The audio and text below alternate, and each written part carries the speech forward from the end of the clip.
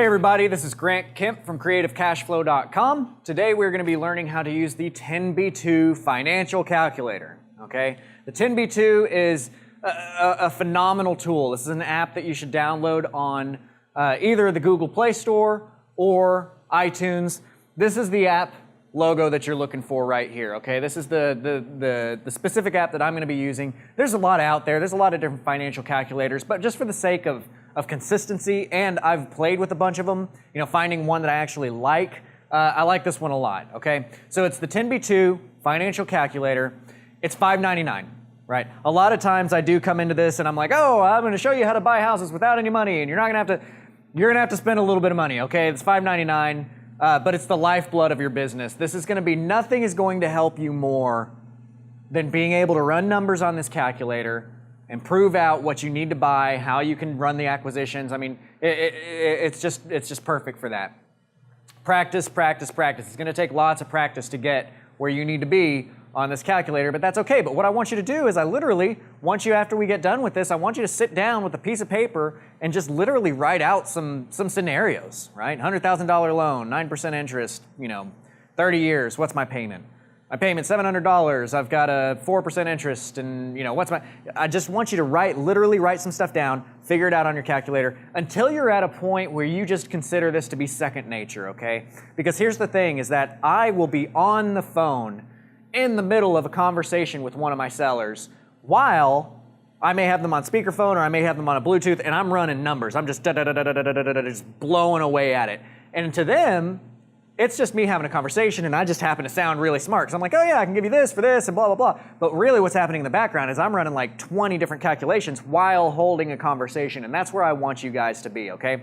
But in order to get to that point, obviously you got to start somewhere. You got to learn how to use the calculator in the first place. So at this point in time, you should be able to see the calculator. I've got it listed up, or I've got it thrown up here. This is what it looks like. Now, I'm going to be sympathetic with you. It looks intimidating. There's a lot of buttons to push. There's a lot of stuff going on here. But the nice thing about what we're dealing with here is we only care about this top row. That top row is all we care about, okay? We got 5 buttons. Now, that said, I mean, obviously we need to put our numbers in, right? So I'm not counting those. But as far as like the craziness, the stuff that's intimidating to you, it's only those 5 buttons. We've got N, I/YR, PV, PMT, and FV. Okay, so I'm going to start from left to right, and I'm going to explain to you which each one of these buttons do, and then we're going to get in there and we're going to start calculating some things and showing you how this stuff runs. So N is our first thing to worry about here. N stands for number of payments. Okay, so if you have a 30-year note, you have 360 payments in that mortgage. Okay, if you have a 20-year, you have 240 payments. So if you're doing a 30-year, I don't want you to put in 30 right there. I want you to put in 360, right? So that's N, number of payments. I/YR. One of the reasons why I prefer this calculator over some of the other ones of other options that are out there is that you're able to just type in straight up what the interest rate is that you're dealing with. Okay? If you have a 4% interest or a 9% interest or whatever that is, you're going to type in 4 or 9 and put it there. Some of the other calculators are going to require that you annualize that. In other words, you're going to have to divide that out by 12 before you can get a proper solution. The 12B or the 12C being one of those. And I've got a 12C, the little physical thing, but having this app is just much nicer. So I/YR, that's interest per year. PV. Now in technical straight terms, on a financial calculator, the PV stands for present value. What I'm going to do is I'm going to refer to this as principal value. Principal value is just a little bit easier for us to understand in the real estate world because we're talking about what is the loan balance going to be. We have always heard that as principal, so I'm just going to interchange those words. But in case you're ever talking to some financial calculator snob out there at your next dinner party, present value is technically what it's called. PMT, I bet you can guess what that one is. Payment. Okay, PMT is your payment. That's going to be what the payment of the loan is. And what I want to point out to you is that the payment is always negative. I'm going to say that again. The payment is always negative. Say that to this camera. The payment is always negative. And I want you to repeat after me. The payment is always negative. I guarantee you, even though I just said that like 20 times and made you say it in your mind, even though you're probably not obeying my instructions and saying it out loud, the payment is always negative.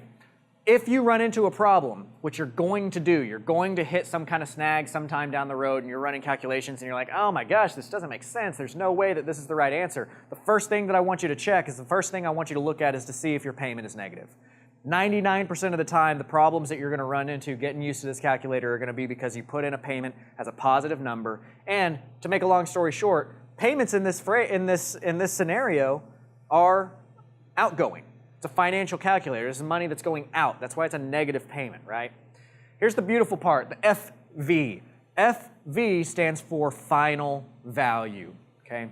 Now, final value is a nice one for us because we're always doing fully amortized loans. A fully amortized loan means that we're doing a loan that's going to have equal payments over a set amount of time, and then at the end of that amount of time, we're going to owe zero to the loan. That's a fully amortized loan. The other option, other than a fully amortized loan, would be something called a balloon payment. And I'm sure you've heard about those before, but a balloon payment says, okay, so we're going to run this calculation as though you're going to pay me for 30 years. So that makes your payment a lot lower, right? So we're going to run the calculation as though you're going to pay me for 30 years, but then 5 years into your loan, whatever the principal balance is that's due at that point in time, you're going to have to pay that entire balance off to your lender flat out. That's a balloon. That might be a situation where you would use FV as something else. However, for our purposes, for what we're doing in this world, you're just not going to have to touch that button, which is really nice because we're always leaving that one as zero, right? So the way that this calculator works is that we've got 5 buttons up here, okay? We've got the N, the I/YR, the PV, the PMT, and the FV. The way it works is we're going to put in 4 of those items and the calculator is going to solve for our 5th item. That is how this works. So let's start taking a look, okay? Now, hopefully you've gone out, you've downloaded this calculator so that you can work along with me. If not, just save this video off, come back later whenever you've got it, but we're gonna be working off of this for now. So let's take an example situation. Let's say that we've got a loan that's $100,000, that's at 9.5%, and it's gonna be for 30 years. And we wanna know what that payment is. This is going to be a very typical type of loan that we might give to one of our owner finance buyers, somebody that's buying a property from us, okay? Just to be clear, I'm going to use a consistent phraseology here. If I say buyer, I'm talking about the person buying a property from us. If I say seller, I'm talking about the person selling a property to us, okay? It's always in relation to who we are. We're just the investor, or you, right? So we're going to sell it to our buyer at $100,000, 9.5%, 30 years. So let's work our way from left to right. Let's work our way in. What is in going to be? Well, I just said it's a 30-year note, right? So we're going to put in 360 for 360 months, and we're going to tap the N button. Notice that I typed the number in first, and then I hit the N button. What's happening is you're telling it what you're going to want it to be, and then you're telling it what place to populate that number in, right? So I typed in 360, I populated it into N. Here's a little tip for you. Let's take that same scenario, but let's say that it's going to be a loan for 25 years.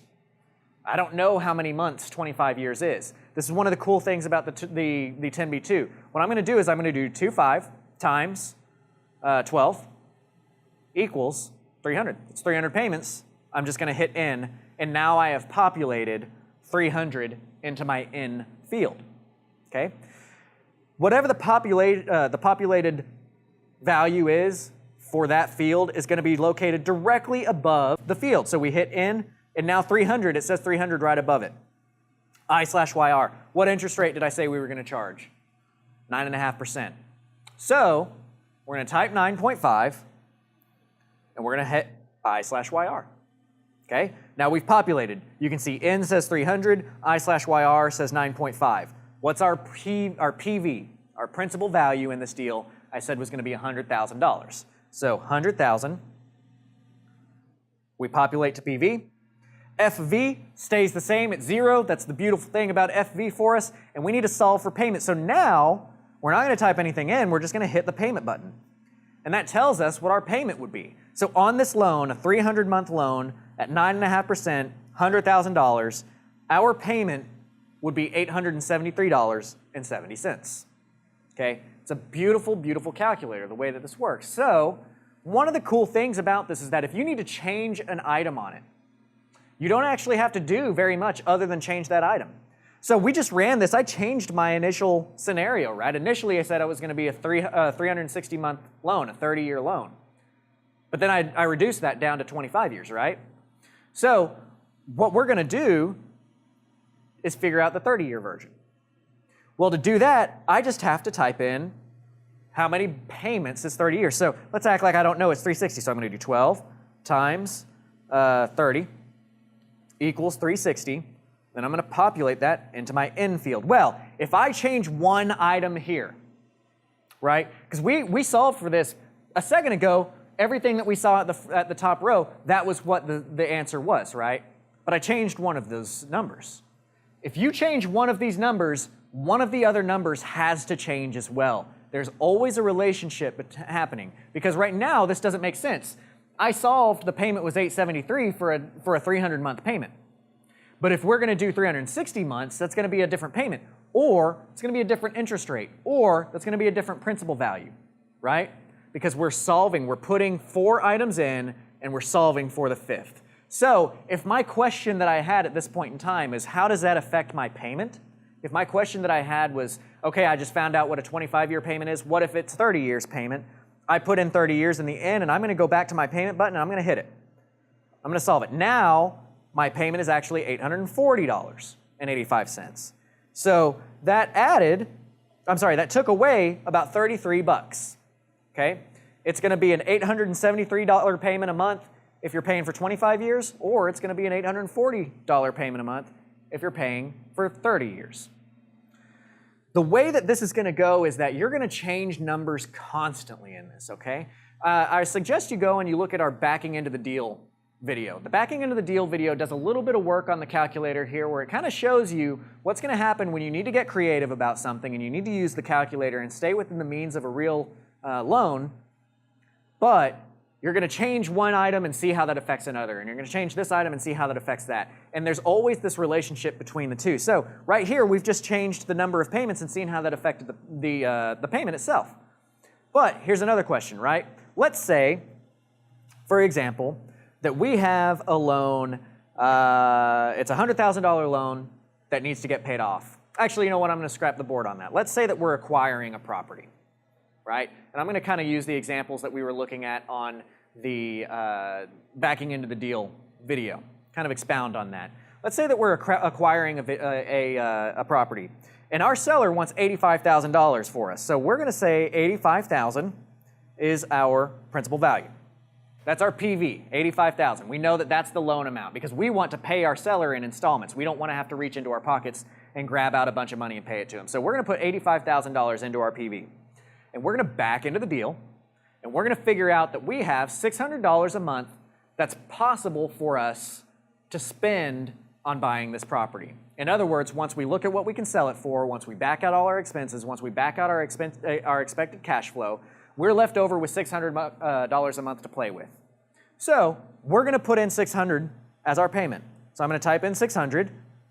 I'm going to make it negative by pushing the plus minus button that's above the blue button, okay? So you see the blue button on your side row, we're gonna push that plus minus button, see how that has made my payment negative, because why? Because the payment is always negative. And then, once I've made it negative, I'm gonna hit payment, and I'm gonna populate that. So now I know I've got a payment of $600 a month, I'm gonna pay $85,000, and then we've got to decide in or I/YR. What's the next one that we're going to attack? What's the next thing that we're going to do? You can watch our knowns and unknowns video to kind of get an idea of the stair step that you take in taking these negotiations, and it's going to be the same kind of stair step that you take in trying to figure out when you're attacking something like this, when you're backing into a deal. But we know that we're paying her 85 grand. We know that we're paying her 85 grand at $600 a month, but we don't know what interest rate we're paying her, and we don't know for how long we're going to pay it. So one of the things that I first might attack is say, okay, if I'm acquiring this property for $85,000 and I'm paying her $600 a month, right? What am I going to do with it when I sell it? I'm going to sell it with owner financing on a 30-year note at maybe 9.5% interest, right, for a little bit more money. But what that points out to me is that I've got 30 years of income coming in on that backside, right? So to shape my acquisition price, I'm going to mimic that same term. My buyer is giving me 30 years. So I'm going to give my seller 30 years of payments. I would not want to go more than 30 years on my seller because then there's going to be a point in time where I'm not making any money and I still have to pay money, right? So that's going to be the first thing that I attack. I'm going to say, okay, 30 years, 360 into N. So how much interest would that mean I'm paying? That would mean I'm paying our seller 7.6% interest. Well, can I do that? Absolutely. Totally can. Do I want to do that? Heck no. There's no way I want to pay 7.6% to a seller, right? I'm typically in that 4.5% range or lower. There's a lot of times that I get it at a 0% interest rate. And you can watch our negotiation videos to talk about the hairy arm principle and how that helps you get 0% loans from your seller on acquisitions. But for now, let's just look straight up at the numbers. I want to offer her 4.5%. I don't want to offer her 7.6%. So what am I going to do? I'm going to change that 7.6 to 4.5. So I'm going to type in 4.5. I'm going to populate that to I/YR. And remember, if you change one item, that's going to affect another item, right? So what is that going to affect? Do we want to say because I'm paying her less interest, that means I can still pay the same amount every month and pay it off more quickly? Or do we want to say because I'm paying her less interest, that means I can pay her for the same amount of time and not pay her as much on a monthly basis, right? Both options are available to us right now. As a matter of fact, we could even use these same numbers that you're looking at on your screen, and we could even say, okay, I'm going to pay her $600, excuse me, $600 at 4.5% for 30 years, and because of that, I'm not going to be paying her the full $85,000. But first, what we're going to do today is we're going to see how, now that I've changed that interest from 7.6 down to 4.5, we're going to see how much that means my payment would be, right? I'm going to retain paying her for 30 years. I'm going to retain paying her $85,000. I'm going to retain paying her 4.5% interest, and I'm going to solve for payment. That's $430. So by changing down from 7.6 to 4.5% interest, that means that our payment to her would no longer need to be $600, which through backing into the deal we found we were able to afford. Our payment would be $430. Well, when I backed into the deal, I said that I wanted to keep $150 worth of cash flow, and that's what allowed me to get to that $600. Well, I just opened up another $170, right? So you add that together, and now you've got a $320 cash flow, whereas before you were willing to go away with $150. This calculator just made you $150 more dollars or $170 more dollars every month.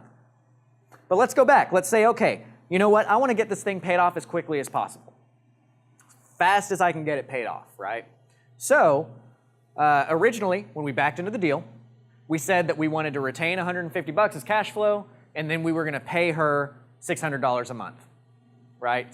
$150 goes to me, $600 goes to her. If I want to pay this loan off as fast as humanly possible, what I'm going to do is I'm going to not collect cash flow.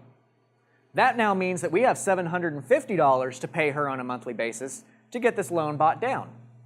So let's look at what would happen there. If we do $750, we turn it negative, we populate it to payment, right?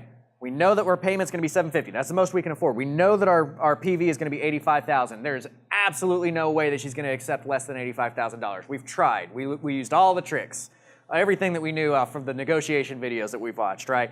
Can't get her below 85. But guess what? Maybe she doesn't care about interest. Maybe she only cares about how quickly she's going to get paid off, right? So I'm not going to pay interest. I'm going to put 0 in, and I'm going to populate that to I/YR. So I've kind of worked from the right to the left, and now at this point, I need to solve for the number of payments. How quickly can I get her paid off?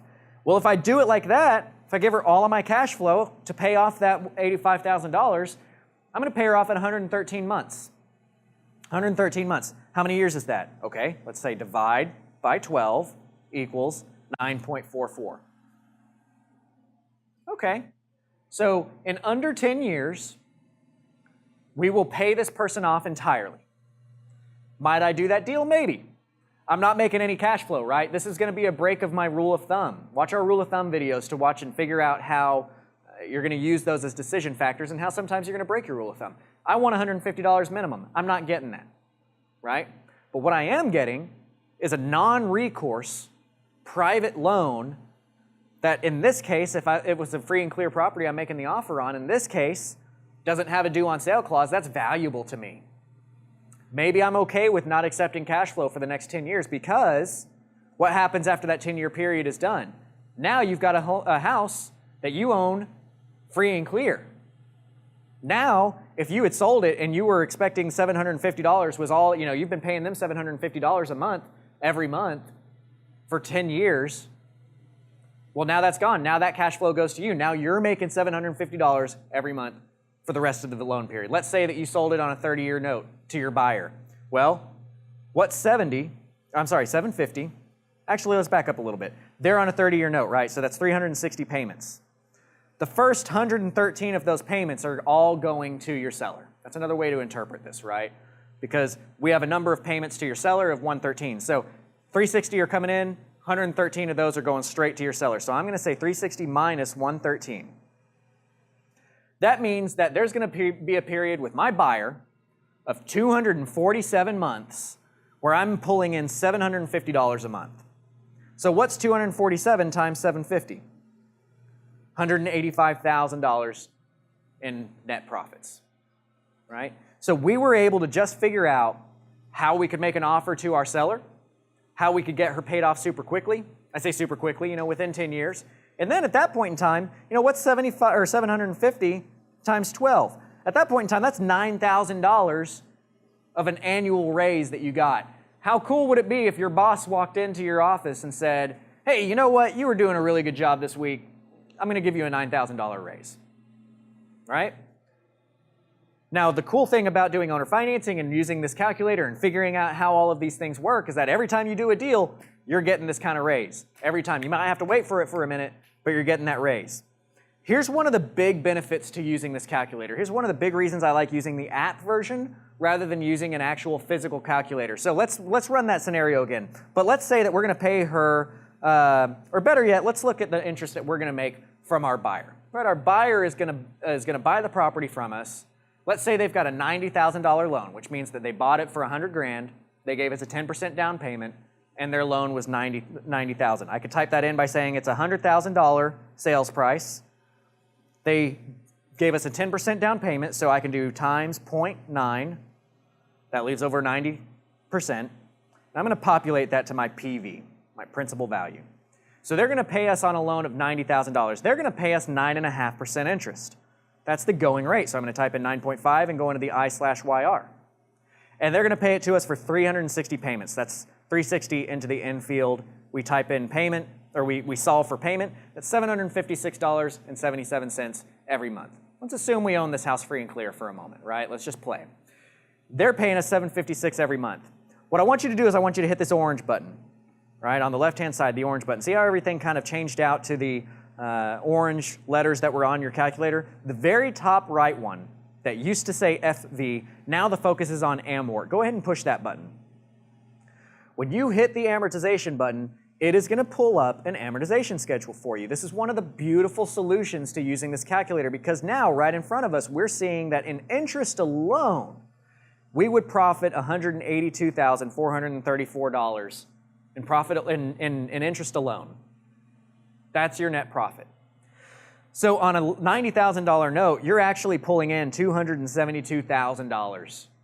$272,437. It's a pretty good income coming in from that. Now again, time value of money factors into that, right? So you do have to be aware that it's $272,000 over 30 years. But regardless, it's a lot of money, even when you factor in time value of money. If you look beneath that, you're going to see principal, interest, balance. The left-hand column is number. That left-hand column is showing you each number payment, right? So your first payment of $756, if you look at that first field there, $44 is going towards principal, $712 is going towards interest. The way that amortized loans work is that everything is front-loaded. All your interest is front-loaded. You make your money up front from interest, right? As you scroll down, you will see, like let's go down to payment 120, which would be 10 years in. 10 years in, that loan has $113 going to principal, $643 going to interest. Click the top right button, which is the share button. Actually, on iPhones, I think it just says share. I can't remember. But we're going to click our share button. This is a way that you can print out the amortization table. The reason why I wanted you to look at that is let's zoom into that top right section that's right there. This is what an amortization table looks like, okay? Now, if you observe here, it's showing you the blue line is how much principal is being paid. The red line is how much interest is being paid in percentage terms. So again, you look at the front, the entire payment, 95% of that payment is going towards interest. As time goes on, you start to see that level cross and die down to where as time goes on, you're paying more principal towards that loan. It's beneficial to know this kind of information because when you're buying a subject to property, you may be buying a property sub 2 that's already 10 years into their note. And if they're 10 years into their note, that means that every payment that you make going forward is going to be going a lot more to principal than if you were buying it 1 year in. The reason why I bring this up is that if you're buying a house subject to, and watch our subject to video to learn a little bit more about how sub 2 works, but let's say you're buying a house that's sub 2, that they've had the underlying loan there for 10 years, and they owe 85 on it. And you sell it to a buyer for 110, well, your buyer is now right here at the beginning of this stage. Your buyer is where the 95% is going towards interest, right? So they're barely touching their principal. Meanwhile, you're 10 years in on your underlying note, and you're really shooting at that principal, right? So you may buy, and at the time of closing, you're owing 85 over here, they owe you 115. But a year from now, they may owe you 113, but you only owe 75 over here, right? You may have paid down $10,000 worth of principal here, and they may have only paid down 2 or 3 over here because you're at a different stage in this graph. You're at a stage on that underlying loan where you're paying off more and more of that actual principal. Not to mention your underlying loan is probably at 4.5%, 5, 6%. Their loan is at 6%, or is at 9.5%. So this calculator absolutely shows you everything that you need to know about the financing and how this deal is going to work. So what I want you to do, again, is I want you to sit down, draw out, just literally write out a scenario that says I've got $600, I need to pay $85,000, and I need to pay 4.5%, and then write another one that says, okay, I've got $400, $85,000, 6%. Okay, I've got $400, $85,000, and 9%. Just start playing with it. Solve for these things. Get used to using this calculator because this will make you the money. Okay? So continue to watch these series, continue to watch our other videos, make sure that you're understanding what's going on, rewatch, rewatch, rewatch, but we are giving you all the information out there. Make sure to like, subscribe, all that fun stuff. Follow us on Facebook so that you can get these videos as they're being released. Again, we're not pulling any punches, and we're really showing you all the deep and intimate details of where to get the real money in this business. All right, thanks.